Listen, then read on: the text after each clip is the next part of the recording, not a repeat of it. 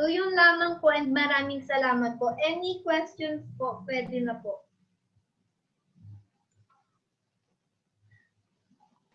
Okay, guys, so if you have any questions, you can type your question in the Q&A box, chat box here below. Okay? Actually, ako, to begin with, I have a few questions to ask.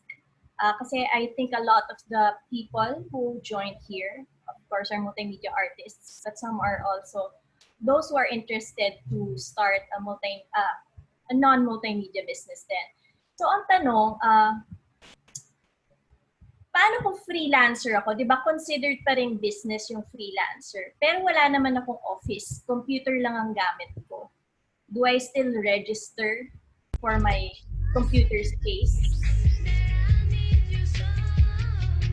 Yes po, magre-register pa rin po tayo. Pero yung address po na gagamitin po natin, yung address po natin sa bahay. So ito pa, a follow-up question. Usually kasi, di ba, pag sa mayor's permit, nag-a-ask sila ng blueprint ng bahay. Paano kung wala ka nun? Or syempre, lumang-luma na yung bahay mo.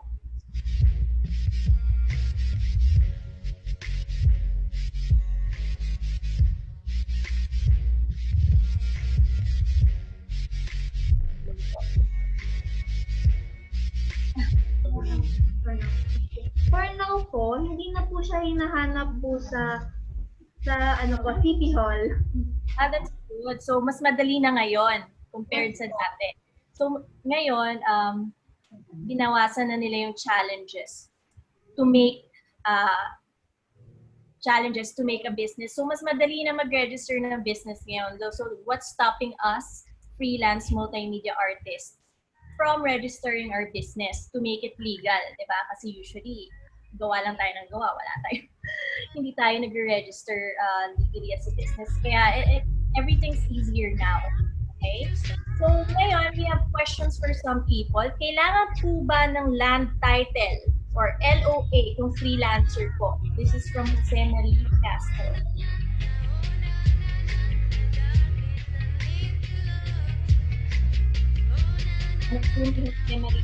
Kailangan po ng land title or LOA kung freelancer po.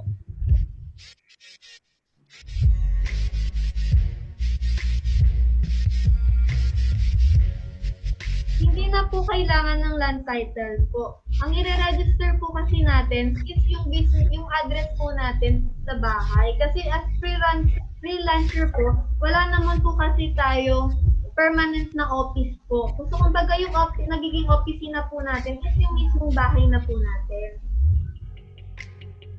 Okay. Brian, okay lang daw po walang background music, hindi naririnig. Request from our audience.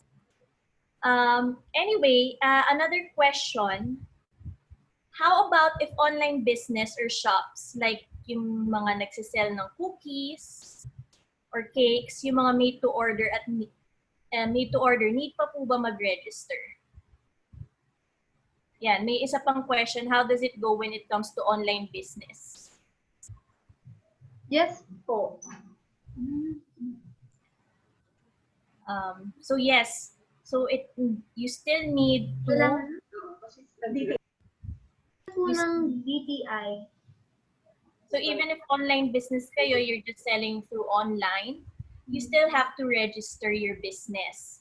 So even if you're just selling, if you think you're selling cookies, cakes, hindi naman siya just pala.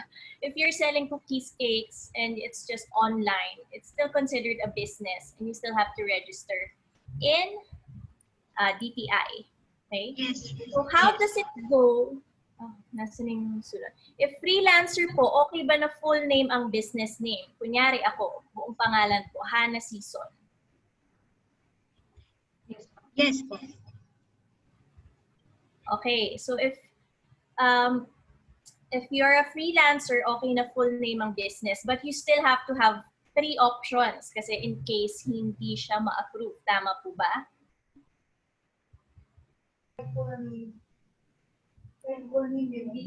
Opo, kailangan pa rin po ng tatlo pong name na meron po kayong at least 3 business name po na naka-reserve just in case po na hindi po ma-aprobahan yung isa.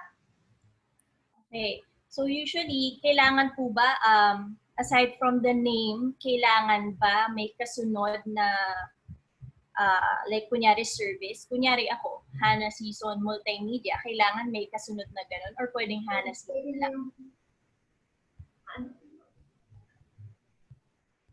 Yes, ma'am. Kailangan po. Kung ano yung services. Doon po nga yung Ano po?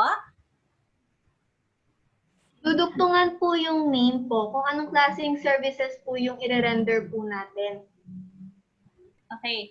So, when you're registering as a freelance, kailangan nyo pa rin, pwede yung pangalan nyo, but you have to also put kung ano yung service that you're offering. So, kunyari, multimedia, or graphic design, photography, o Hana Season cookies, gano'n.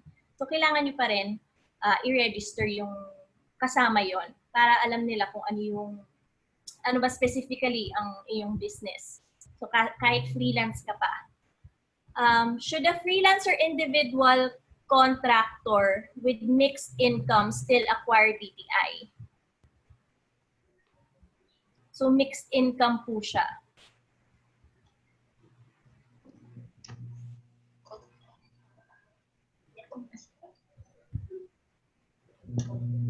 Yes, ma'am. Kailangan pa po. So, kahit anong klaseng income pa yan, kahit may iba't iba kang trabaho, you still have to register it and ano sabi dito? Ayun, you still have to register it sa DTI and still acquire DTI. Okay. Hanggat nag-earn po ba ng money, yung mga pay-to-draw pong type of commission, dapat po bang i-register yung mga ganon?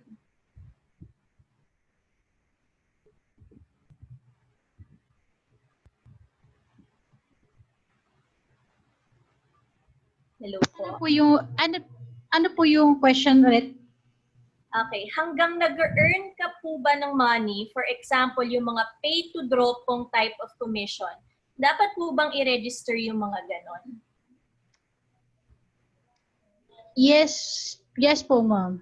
As long as nag-earn ka ng income, required ka pa rin sa PIR na magbayad ng tax. At in order to pay tax, of course, kailangan diba, registered business ka rin. And ang tawag dito, syempre, kumikita ka, you have to pay the Yes, government. Exactly. But yes, ito po, magandang tanong po. Di ba po, we register our name? Paano po yung mga logo namin as trademarks? Paano po yung paraan sa pag-register ng logo namin sa business? Intellectual property. Yung mga trademarks po, i-register po yun sa intellectual property Okay, office so para hiwalay ano. po yun. Hiwalay po yun, ma'am. So, pag gagawa kayo ng business, aside from registering your business, you also have to register yung logo nyo kasi, syempre, para alam na kayo may-ari ng logo na yon, yung brand na yun. Saan po ulit? Sorry. Sa intellectual property office po. Ayan, Intellectual Property Office. Okay, para kayo yung may copyright, kayo may ownership ng intellectual property ng inyong logo. Okay. Okay, may madami-dami tayong tanong dito. Pag freelancer, anong category po ako? What category do I place myself when I have clients from other countries? O nga, paano po kung yung clients ko are other countries? Does it matter if my client is based in another country? Yes po. Kasi yung income naman po, yung kinikita po natin, napupunta pa rin po naman po sa atin. So, kung saan po tayo nakatira. So, yes po. Okay. So because our business is still based dito sa Philippines at yung income na napupunta directly sa ating bank account din, it's still your business. Kumbaga may bumili lang from the other country, but yes, you still have to register it. And anong category po? Category. Yung ano pa rin, yung single proprietorship or may category po bang pinipili na international clients or nationwide lang po? Kasi kanina di po may nationwide na nakalagay. Wala naman po. So, pwede kang mag-single, partnership, or corporation. Pero yung country of nationwide pa rin po yung pipiliin. Yes.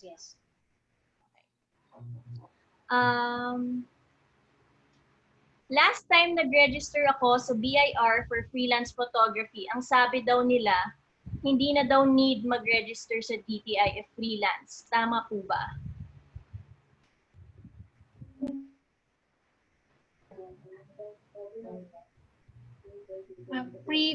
For freelance, actually kasi, pumupunta tayo sa DTI para maging legit yung services natin, yung business natin. Tapos, ang freelance kasi, pwede namang hindi kumuha ng DTI, pero meron siya i-comply sa business, sa mayor's permit para do sa occupational permit.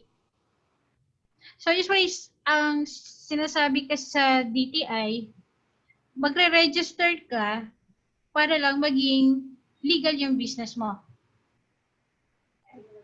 Okay. Claro. So it's more of registering the business itself to be more legitimate. Okay? Wow, ang dami nating questions. Okay. Which receipts should I keep for taxes? Actually, we have a part 2 more on the tax and concerns. Tama po ba?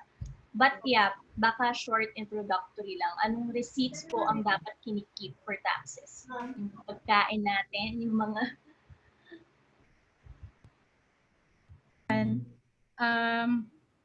Dapat ko ano lang yung related sa nire-render nating service. Okay, something that's related to our rendered service. Okay po. Paano po mag-issue ng receipts if freelance? I think it's just the same. Just give your client your OR. Tama po ba? Paano nga po ba mag-issue ng receipts pag freelancer?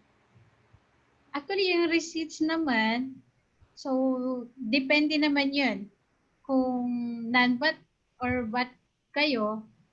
Pero yung amount, ganun pa rin, the same lang. Same pa rin, oo. Pero yun yung concern. Bakit pag VAT ka, 12% yung nababawas sa'yo, di ba? Tapos pag non-VAT, 3%. Yes. Okay. Pero, usually, of course, a lot of us, gusto natin lumaki ang business natin to get more than 3 million. Pero, yun pa rin, kailangan natin 12% talaga mababawas. Automatic 12%. But, and chine-check yun monthly, di ba? So, if may physical store, when nagbi-visit ang officials para mag-check ng registration?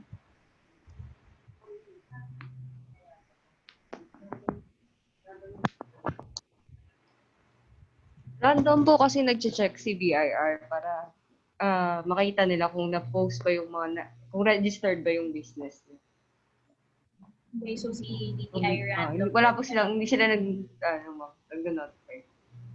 Hindi sila nag-notify. So, surprise. Para surprise talaga. O, para paano ko So, kaya po, ready po dapat yung mga certificate po natin. Lagi, naka-visible po dapat. Nakapaskill po sa mga facilities po natin. So, kung hindi po registered, tas nag-surprise visit po, gano'n. Meron tayo, ano yung sabi nyo kanina? 20,000 ba na? For the official receipts. For the official receipts yun. So, pag hindi nyo ginamit yung official receipts, may 20,000 Yes. na altas sa inyo. Okay. May And- question? Sige po. And even pag pag nagbi-business kayo, then mapuntahan kayo, ma-visit kayo ng BIR, nag-ooperate kayo na walang mga registered na papers, mayroon yung penalty. May penalty, oo. Yes. Tsaka kung may magsumbong sa inyo na hindi kayo Yes. registered, ako lagot Yes. kayo. Habulin kayo ni BIR. Definitely. Magaling mong habol si BIR. May deadline po ba sa pag-register? Wala naman, pero pag once nakapag-register na kayo sa DTI, meron kayong 30 days para may register nyo sa BIR. Then sa 30 City Hall, 30 days, 30 days. days usually. So, kailangan mo matapos yung registration mo by 30 days. Usually, since wala pa akong alam kung ano gagawin ko, magkano muna iipunin ko para alam kung okay yung pag-register ko? Kasi kanina may mga fees, di ba? Like, 1,000 register pa lang. Iba pa yung barangay clearance, iba pa yung mayor's permit, iba pa yung pag-register sa mga pag-ibig, ganyan. Yes. For DTI naman, so mayroon namang choices doon. Kung barangay, national, regional. So, kung at the maximum, 2,000. Tested long stamp na 30 pesos. Then for barangay, usually mga 500. Then for City Hall, it depends sa category. So, more or less, mga 5,000. Then for BIR, annual registration fee, 500. And yun na lang, books, and then the official receipts. I think yun yung mahal, Mga no? or mga skirt, mga 15,000 to 20,000. So if you plan on starting, safe na yung may 15 to 20,000 ka to register your business. Pero pag nagtuloy-tuloy naman yung business nyo, sulit naman yung gastos nyo. Yes.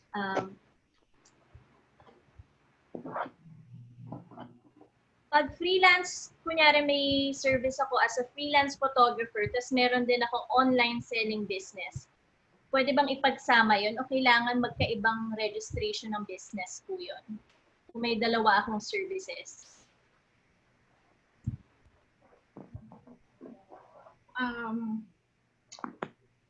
Usually, pag ganun, sa DTI, pag related or parang the same lang, is okay lang na isa lang. Pero kung magkaiba ng line of business, dalawang DTI. Pero sa BIR, kung isa lang naman yung taxpayer, pwede na yung dalawa na business niya. Business registration, if magkaiba yung type ng business, kailangan separate ang business registration. Pero yung sa BIR filing, since same account naman, pwedeng isa lang. Yes. Nawala, wait lang. May isang question dito na click ko ata. How much... Okay, yung nag-ask regarding end-to-end services of how much, i-email po kayo ni RSB. Maybe you can give them your email, Mr. or Miss Anonymous Attendee. Yan, okay. So usually, if nagguguluhan talaga kayo, it's advisable to also get a private accountant. for your business registration needs and your tax paying needs. Usually, they will handle everything para wala na kayong iisipin. Like RSB, they do that for a lot of clients. Paano po mag-issue ng receipts if freelancer? Ay, na-answer na pala to. Same pa rin kung ano yung regular business. Ganun na din. Walang pagkakaiba. I opened my services for graphic design as well as commissions for traditional art. Do I still need to register this kind of business? Kunyari may nagpapadrawing po sa inyo.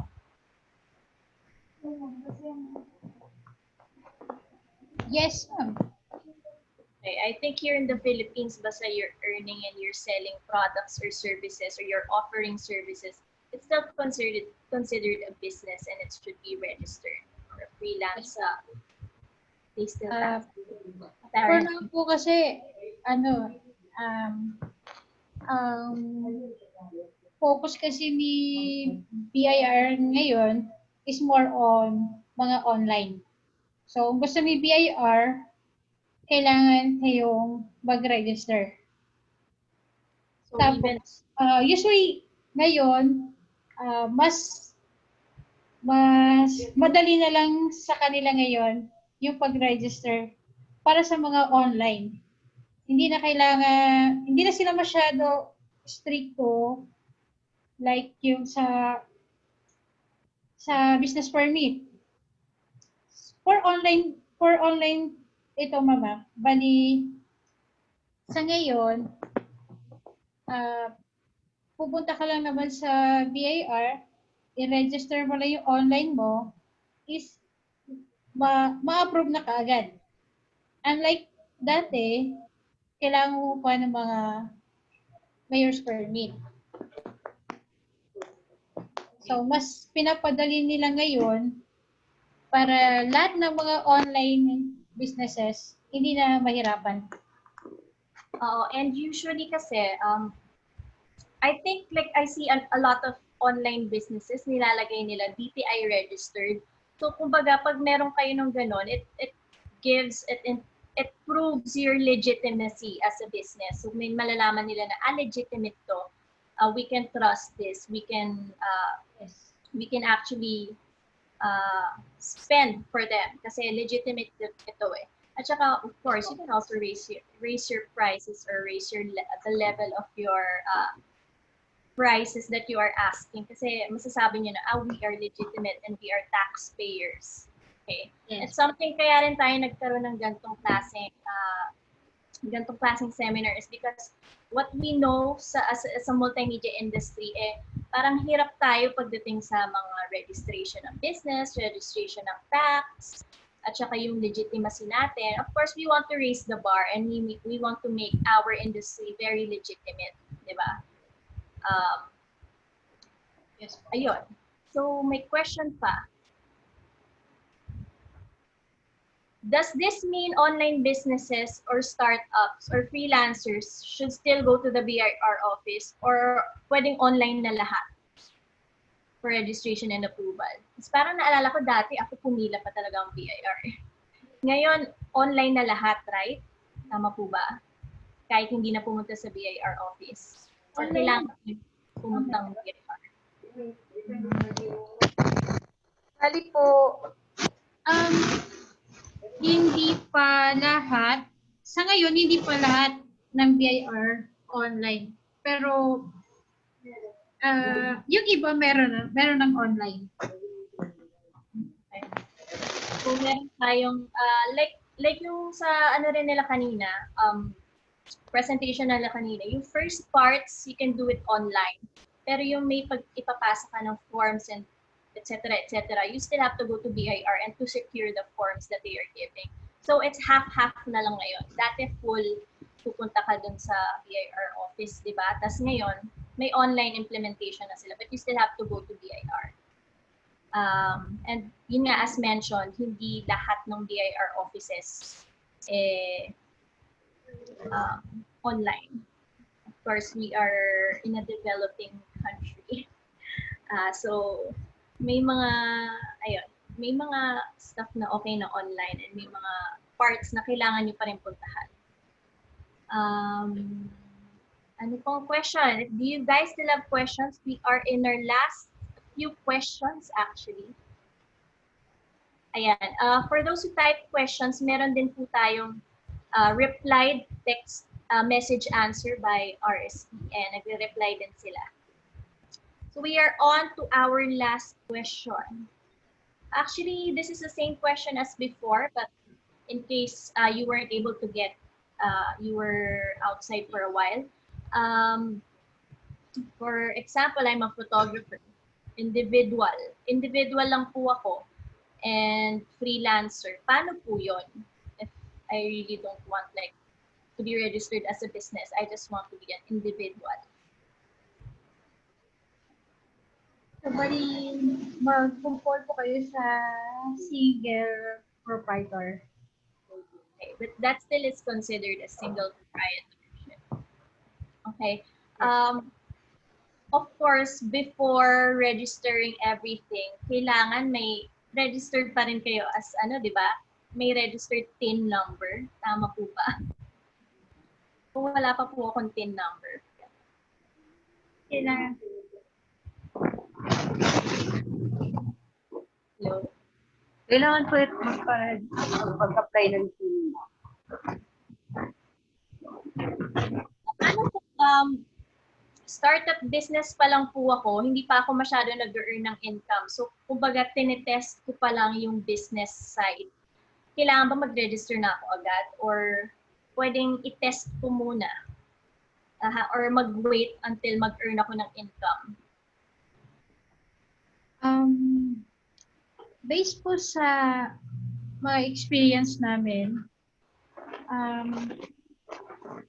may mga may mga freelance kasi na may mga client kayo na nangangailangan ng mga resibo. So kung hindi kayo registered, wala po kayong magbibigay na resibo. So yung mga ang nangyari kasi parang ma-discourage or ma-disappoint yung client nyo pag hindi nyo sila mabigyan ng mga official receipt. Kasi mag-iisip yun sila kung legit ba to or kung may problem, mahabol ba kayo.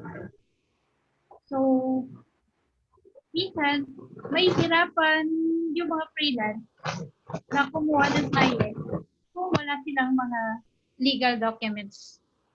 Kasi syempre sa customer, yung mga disbursement nila is kiniklaim naman nila as expense nila. So, kailangan kung mag-render kayo ng service, that may mabibigay kayong mga official receipts. Okay, so yun nga din, I think a lot of companies, kung legitimate company yung client nyo, of course, they need proof of transaction. So, kailangan nila ng official receipt. Kaya maganda din na register kayo. So, you can give official receipts as they mentioned. Kasi ako, by experience, may mga clients talaga na nanghihingi ng official receipt. Lalo na if you want to go bigger in your business, kailangan ng official receipt.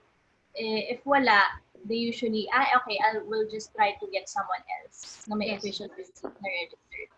Kaya kayo, ang tanong, how soon? If you already want to be able to give official receipts, yun, that is soon. Soon enough. So we are on to our last question, okay?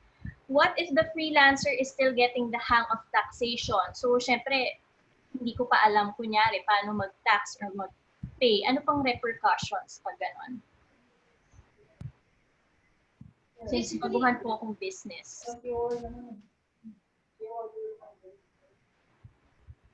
Sagot ba ako kay BIR? Hello po, ma'am. Nasa COR po yung reminders, yung deadline ng tax. Okay. Pero kunyari, na-miss ko yung deadline. Lagot ako, ganun po ba mangyayari? Penalty po. Ayun, the BIR will give you penalty for each missed deadline. Okay? So that's actually our last question. For more tax concerns, that's actually what we will be talking about on our next or part 2 of our business and freelancing talk. Okay, because this is a 2-part series. Of course, we don't want to bombard you with too much information because I know a lot of us are new with this kind of information and I have no idea. So next week, October 9, we will be talking about the tax compliance and concerns. So any concerns about tax, when to file it, what are the repercussions, ano ba yung mga kailangang files, ano yung mga kailangan. Basically, ano yung kailangan for tax. We will be talking about that next week. So this is a very insightful talk. And yes, that's the last of our question.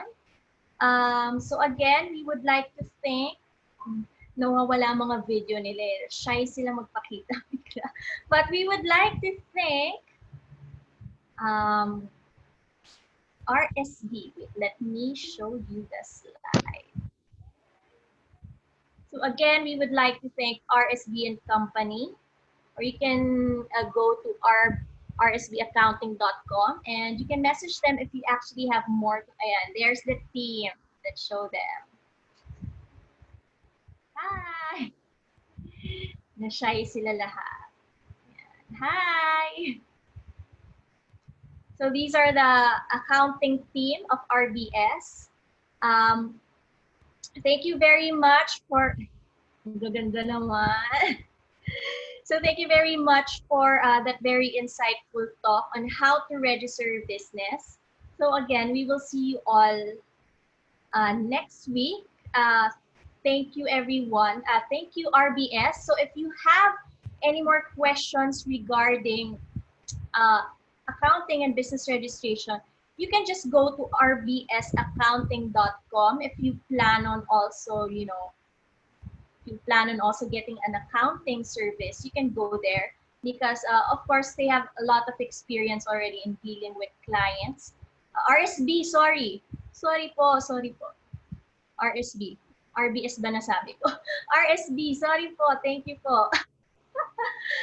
Na baliktad po kasi nakasulat dito sa akin. Baliktad yung screen ko. Anyway, RSB, rsbaccounting.com. So they are 12 years already in the business and have dealt with numerous tax and business registration. So if you have questions, you can also ask them, or if you don't want to deal with all of this, you can also go to them and, you know, message them and ask help regarding this. So that's it for our first part of this series of business and freelancing. Again, next week we will be talking about taxing concerns and tax compliance and all your other concerns. So see you again next week, and thank you again RSB and Company for that very insightful talk. I've learned so much because, you know, we have no idea about all of these being I don't know, I didn't listen to my multimedia business class before. But yeah, thank you very much. And I know this is very helpful to everyone who attended. So thank you to those who participated. And yeah, kayo po, if you have any more last pasabi, may last ano po ba kayo? Magpapasalamat lang po kami sa lahat po ng mga participants po. Sana po madami po kayong natutunan po sa PowerPoint po na ginawa namin. So, i-remind lang din po namin kayo. Sana po makapag-participate po kayo ulit next week. Sabi nga po ni Ma'am Hana, mas magiging interesting po yung topic po natin next week kasi about tax compliance na po. So, mas maintindihan po natin yung tax po natin dito sa Pilipinas. So, maraming salamat po ulit. Thank you po ulit. At sabi nga po nila, kailangan po magbayad tayo ng ating mga buwis. Kaya important ang next week. So if you have additional concerns, please don't hesitate to email us at rsbauditing2012@gmail.com. Again, that's rsbauditing2012@gmail.com. Okay? Thank you po once again. And for those who attended, see you next week. And kayo po again, thank you very much. We are now at the end of our seminar. See you again next week. Don't hesitate to email them at rsdauditing2012@gmail.com. Thank you and bye.